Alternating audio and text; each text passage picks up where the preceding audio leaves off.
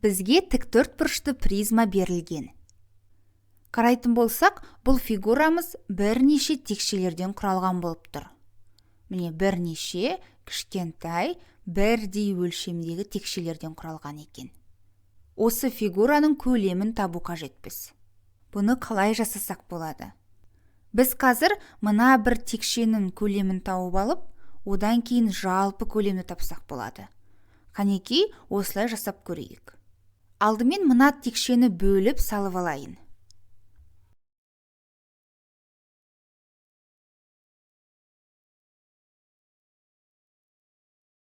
Міне бір текшені бөліп көрсеттік. Енді өлшемдерін жазайық. Мына жерге бізге өлшемдері берілген екен. Биіктігі 4,1 сантиметр, ені 4,1 сантиметр, және ұзындығы берілген, ұзындығы да 4,1 сантиметр. Алдымен осы бір текшенің көлемін тауып көрейік.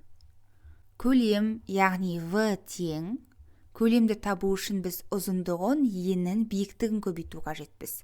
Демек, мына 3 өлшемді көбейтсек, мына бір кішкентай текшенің көлемін аламыз. Сонда 4,1 сантиметр көбейту келесі 4,1 сантиметр және үшінші өлшемді көбейтемін 4,1 сантиметр. Сандарын жазып алсақ, 4,1 көбейту 4,1 көбейту 4,1. Және бізде 3 өлшем бірлік, үшеуі де бірдей екен. Сантиметр көбейту сантиметр көбейту сантиметр, бұл бізге сантиметр кубты береді. 4,1 көбейту 4,1 көбейту 4,1. Бөлшектер бір-біріне көбейтіліп тұр.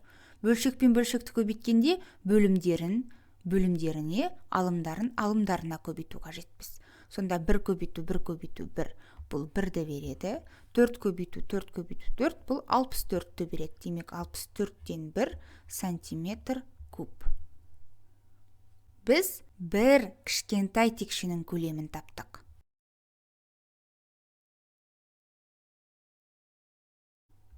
Міне, мына бір текшенің көлемін. Ал бізге жалпы мына фигураның көлемін табу қажет.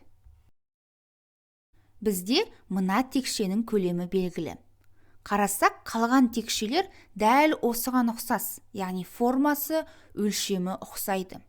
Демек, біз тағы осындай қанша текше бар екенін санап, және сонша еселесек, онда барлық, яғни жалпы фигураның көлемін табамыз.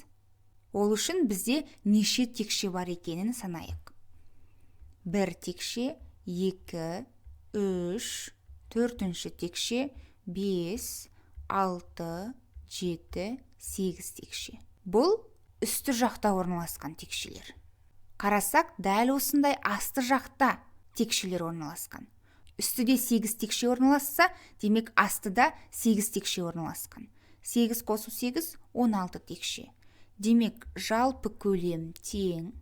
16 текшені көбейтсек, 1 текшенің көлеміне. 1 текше бізде 64-те 1 сантиметр куб. Тең. 16-ның астында 1 бар деп ойлаймыз. 1 мен 64-ті көбейтсек, 64. 16 мен 1-ті көбейтсек, 16. Сонда 64-те 16 сантиметр куб. Бұл жерде 16 мен 64-ті қысқартып жүрсек болады. 16-ны 16-ға бөлсек 1, 64-ті 16-ға бөлсек 4. Демек, жалпы көлем бізде тең болады 4-те 1 сантиметр кубқа.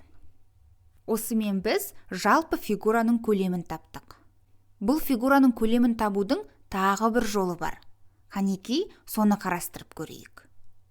Біз білеміз, призманың, яғни осындай тік төрт бұрышты призманың көлемін табу үшін енін, ұзындығын, биіктігін көбейту қажетпіз. Ол үшін біз мына фигураның енін, ұзындығын және биіктігінің өлшемін білу қажет. Ендеше енін тауып бастайық. Мынау бізде фигураның ені. Қарасақ, жартысы 4-тен 1-ге тең.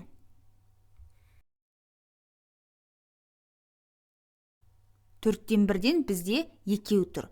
Демек, 2 көбейту 4-тен 1 сантиметр. 4 пен 2 қысқарады, мына жақта 2 қалады. Демек, ені бізде 2-ден 1 сантиметрге тең екен. Дәл осылай ұзындығын таба аламыз. Міне мына жер ұзындығы болып табылады.